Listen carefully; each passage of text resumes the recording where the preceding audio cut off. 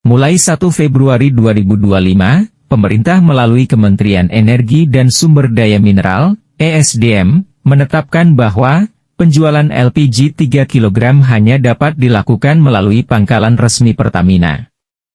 Artinya, gas melon tidak lagi tersedia di pengecer, seperti warung kecil atau pedagang keliling. Kebijakan ini memunculkan pro dan kontra di tengah masyarakat. Gas LPG 3 kg merupakan kebutuhan pokok bagi masyarakat kecil dan usaha mikro di Indonesia. Pemerintah menerapkan kebijakan distribusi bersubsidi, guna memastikan kelompok ekonomi lemah dapat mengakses energi dengan harga terjangkau. Namun, kebijakan terbaru terkait distribusi LPG 3 kg yang lebih ketat, justru memunculkan kelangkaan di berbagai daerah. Apakah kebijakan ini telah sesuai dengan prinsip hukum dan keadilan sosial? Pendukung kebijakan ini berpendapat bahwa aturan tersebut dapat mengurangi penyimpangan distribusi dan memastikan harga tetap stabil. Selama ini, banyak keluhan terkait harga gas melon yang bervariasi di pasaran, akibat peran pengecer yang menaikkan harga sesuka hati. Dengan hanya tersedia di pangkalan resmi, masyarakat bisa membeli LPG 3 kg, sesuai harga eceran tertinggi, yang telah ditetapkan pemerintah. Kebijakan ini juga bertujuan agar subsidi LPG 3 kg tepat sasaran. LPG bersubsidi ini seharusnya hanya untuk masyarakat miskin dan usaha mikro. Dalam praktiknya, banyak rumah tangga mampu yang juga menggunakan gas melon, bahkan usaha besar pun ikut menikmatinya. Dengan sistem distribusi yang lebih ketat di pangkalan resmi, pemerintah dapat lebih mudah mengawasi siapa yang berhak membeli gas bersubsidi. Di sisi lain, kebijakan ini dinilai menyulitkan masyarakat, terutama bagi mereka yang tinggal jauh dari pangkalan resmi. Selama ini, pengecer menjadi solusi praktis bagi warga yang ingin membeli gas dengan mudah, tanpa harus pergi ke pangkalan yang jaraknya bisa cukup jauh. Kebijakan ini berpotensi menambah beban masyarakat, terutama di daerah pedesaan dan pelosok. Bagi sebagian warga yang tidak memiliki kendaraan, membeli gas langsung ke pangkalan bisa menjadi tantangan tersendiri. Sebelumnya, mereka bisa membeli dari warung terdekat, atau pengecer keliling yang mengantarkan langsung ke rumah. Dengan aturan baru ini, warga yang kesulitan membawa tabung gas, akan menghadapi kendala besar. Dari sisi ekonomi, para pengecer kecil juga akan terdampak karena kehilangan mata pencaharian mereka. Selama ini, mereka mengandalkan penjualan LPG sebagai salah satu sumber penghasilan. Dengan kebijakan baru, mereka tidak lagi bisa menjual gas melon, yang bisa berdampak pada perekonomian lokal. Jika pemerintah ingin menerapkan sistem baru, maka harus ada masa transisi yang cukup dan sosialisasi yang luas. Masyarakat harus diberikan pemahaman jelas mengenai prosedur baru agar tidak terjadi kebingungan yang berujung pada kelangkaan. Selain itu, penyalahgunaan distribusi gas bersubsidi oleh oknum yang tidak berhak juga harus ditindak tegas. Regulasi harus lebih ketat dalam mengawasi penyaluran di tingkat agen, agar tidak terjadi penimbunan atau praktik mafia LPG. Kebijakan dalam perspektif hukum. Kebijakan yang diambil oleh Menteri Bahlil Lahadalia ini dapat mematikan pengusaha akar rumput, serta menyusahkan konsumen rakyat miskin, dan bertentangan dengan komitmen Presiden Prabowo Subianto tentunya. Secara normatif, kebijakan ini bertujuan baik, yakni memastikan subsidi tepat sasaran, dan mengurangi kebocoran distribusi. Dalam praktiknya, kebijakan ini justru menyebabkan kelangkaan LPG di berbagai daerah. Hal ini menimbulkan pertanyaan, apakah kebijakan tersebut telah sejalan dengan prinsip keadilan dan asas proporsionalitas dalam hukum? Dalam perspektif hukum, distribusi LPG bersubsidi diatur dalam Peraturan Presiden Nomor 104 Tahun 2007 tentang penyediaan, pendistribusian, dan penetapan harga LPG tabung 3 kg.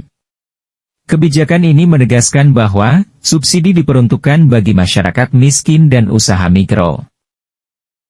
Seiring berjalannya waktu, distribusi LPG 3 kg mengalami beberapa perubahan.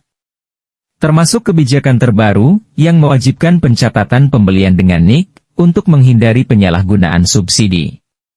Dampak kebijakan yang tidak sesuai dengan prinsip keadilan dan asas proporsionalitas dalam hukum tentunya akan timbul permasalahan nantinya. Salah satunya adalah kelangkaan dan kesulitan rakyat yang ekonomi rendah untuk mendapatkan gas bersubsidi. Melihat fenomena atas kebijakan yang diambil saat ini, ada beberapa asas hukum yang seringkali dilanggar, diabaikan atau bertolak belakang dengan yang dilakukan oleh pemerintah. Pertama, asas keadilan. Kebijakan pencatatan dan pengawasan distribusi LPG 3 kg dibuat dengan alasan keadilan subsidi. Kenyataannya, implementasi kebijakan ini justru menyulitkan masyarakat yang benar-benar membutuhkan. Banyak warga yang belum terdaftar dalam sistem atau mengalami kesulitan akses, sehingga tidak dapat membeli gas dengan mudah. Ini bertentangan dengan asas keadilan, di mana distribusi barang kebutuhan pokok seharusnya memperhitungkan realitas sosial di lapangan. Kedua, asas kepastian hukum. Salah satu prinsip fundamental dalam hukum administrasi adalah kepastian hukum. Kebijakan distribusi LPG 3 kg yang berubah-ubah, tanpa sosialisasi yang memadai, menyebabkan kebingungan di masyarakat. Pelaku usaha kecil yang mengandalkan LPG 3 kg untuk produksi mengalami gangguan operasional. Jika aturan berubah mendadak tanpa transisi yang jelas, maka pemerintah dianggap gagal memberikan kepastian hukum bagi warganya. Ketiga, asas proporsionalitas. Kebijakan pencatatan pembelian LPG menggunakan NIK bertujuan mengontrol distribusi.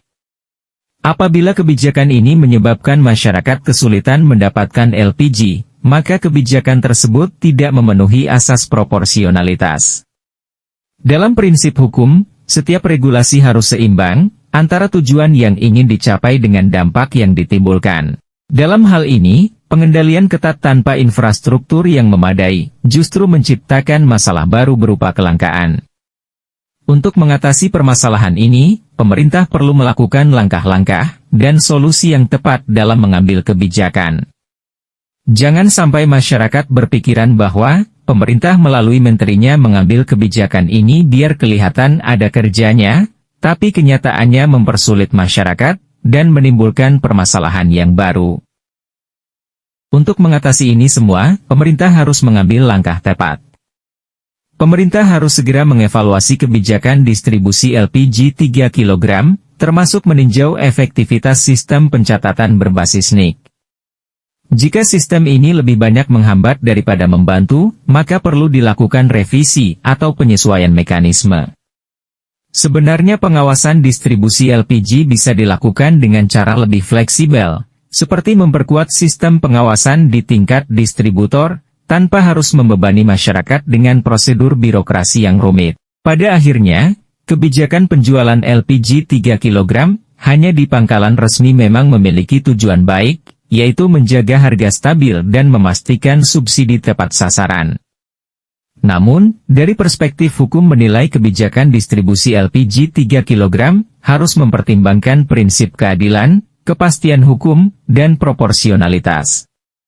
Regulasi yang terlalu ketat, tanpa kesiapan infrastruktur, dapat menghambat akses masyarakat terhadap kebutuhan pokok, yang justru bertentangan dengan tujuan awal subsidi itu sendiri. Pemerintah perlu mempertimbangkan dampaknya terhadap aksesibilitas bagi masyarakat kecil.